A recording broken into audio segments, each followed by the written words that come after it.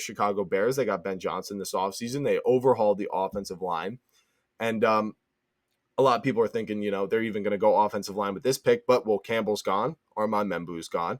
The two top guys, at least in my eyes. So, to me, I mean, the pick is becoming pretty clear to me. And I'll get to that in a second. But there's other needs like defense, things like edge, defensive tackle. Walter Nolan is still on the board. There's still plenty of edge guys who could, develop and improve this defense. But to me, the defense was not the problem last year.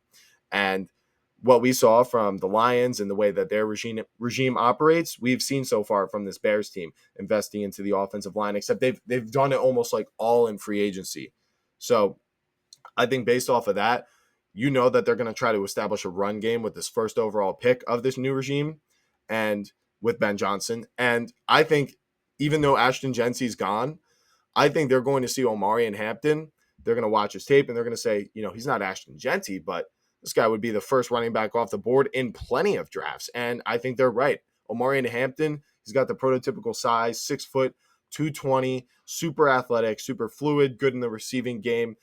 And even though people might suspect, the Bears might try to go 1-2 punch with running back and keep Swift as like sort of the receiving back, I think Omarion Hampton can do everything for you on offense and be a 3-down back. Just because they ran 2 in Detroit doesn't mean that that's exactly what they're going to want to do here in Chicago, especially if the guy like Hampton is way better than Swift.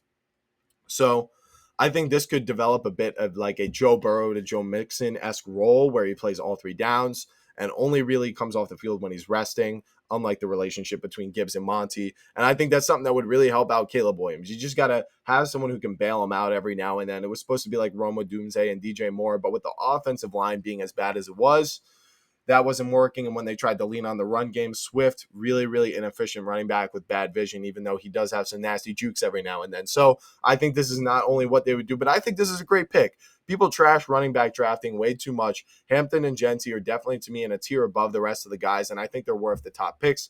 Reminds me a lot of the Bijan and Gibbs draft. It might seem kind of crazy, but I have the Bears going Omarion Hampton at 10.